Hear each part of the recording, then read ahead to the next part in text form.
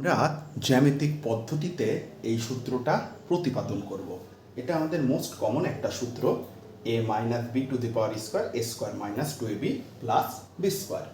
তো এই সূত্রটা আমরা জ্যামিতিক পদ্ধতিতে প্রমাণ করার সময় একটু খেয়াল যদি করি, a minus b to the power square square মানে কি বর্গ, তার মানে আমাদের বর্গের মাধ্যমে এই সূত্রটা প্রমাণ করতে হবে।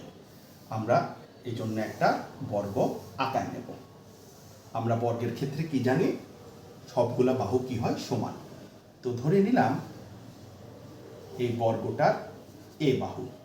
তো যেহেতু আমাদের প্রতিপাদনে কিংবা মূল সূত্রে এ মাইনাস বি আছে, অর্থাৎ দুইটা চলক আছে, তখন আমরা এখান থেকে একটা অংশ কেটে নিলাম বি।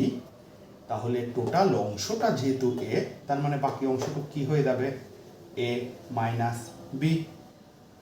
আচ্ছা, একইভাবে আমরা এই বি বরাবর যদি আবার সমান্তরাল একটা রেখা দেই, তাহলে এটা হয়ে যাবে বি। একইভাবে এ মাইনাস বির সমান্তরাল এটা কি হয়ে যাবে এ মাইনাস বি।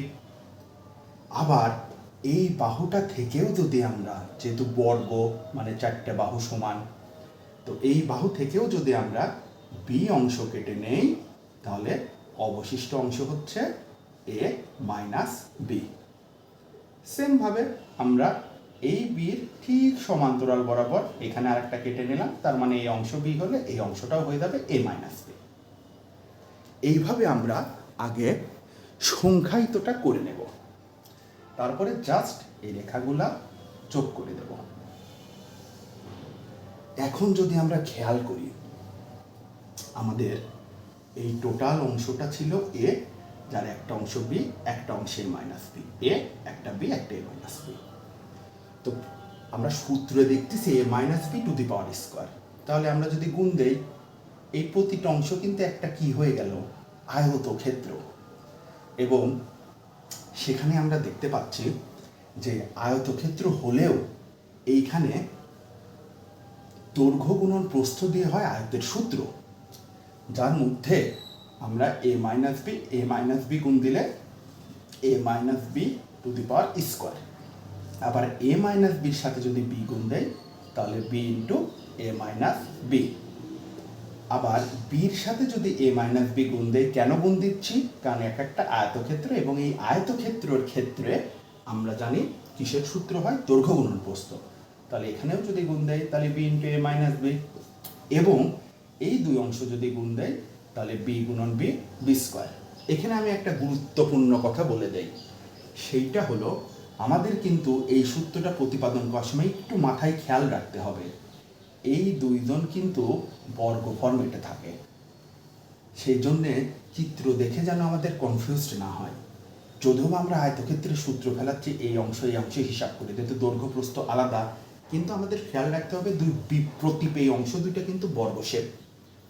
এখন আমরা বাম পাশের এই বড় অংশটা যদি নেই, তাহলে বাম পাশের বড় অংশটা হচ্ছে a minus b to the power square, সেটা সমান সমান। এখন আমরা বাকি অংশগুলো যদি হিসাব করতে বসি, এই তিনটা অংশ, তাহলে আমরা একটু যদি খেয়াল করি, আমার টোটালি এই যে বর্গের বাহু আছে এ, তার মানে টোটালি আমাদের এই এ আর এ, এই স্কোয়ার অংশটা থেকে আমার এই তিনটা অংশ বাদ দিলেই কিন্তু আমার এই অংশটা পাবো। আমি আবার বলি, আমাদের অংশটা নিলাম বড় বক্সের বড় বর্গটা এ মাইনাস বি স্কোয়ার। এখন এই এ মাইনাস বি এই অংশটুকুর মান কিভাবে বের করব, সেটা কি, টোটাল এই ক্ষেত্রফল থেকে যদি আমরা এই তিনটা অংশ বিয়োগ দেই, তাহলে পরে আমরা এই অংশটা পাবো, যেহেতু আমার সূত্রে এই অংশটা আছে। তো সেটার জন্য আমাদের কি করতে হবে, তাহলে আমাদের টোটাল এই অংশটার ক্ষেত্রফল কত, এ গুণন এ স্কোয়ার, সেখান থেকে বাদ দেবো এই তিনটা অংশ। এই অংশটা কত, বি ইন্টু এ মাইনাস বি, এই অংশটা কত বি স্কোয়ার, এই অংশটা কত মাইনাস বি ইন্টু এ মাইনাস বি। এখন আমরা এই সবগুলা থেকে যদি একটা মাইনাস কমন নেই, তাহলে বি ইন্টু এ মাইনাস বি, মাইনাসটা হয়ে যাবে প্লাস বি স্কোয়ার, মাইনাসটা হয়ে যাবে প্লাস বি ইন্টু এ মাইনাস বি। এরপরে এ স্কোয়ার মাইনাস বির সাথে এটা গুণ দিলে পরে A B B B minus B square plus B square, বির সাথে এটা গুণ দিলে এ বি প্লাস মাইনাসে মাইনাস বি স্কোয়ার। তাহলে এখানে আমাদের হয়ে যাচ্ছে এ স্কোয়ার মাইনাস এই A B R A B মিলে 2ab plus B square minus B square, আর এখানে থাকতেছে মাইনাস বি স্কোয়ার। তাহলে এ স্কোয়ার মাইনাস 2ab ব্র্যাকেট তুলে দিলে প্লাসটা মাইনাস মাইনাসটা প্লাস।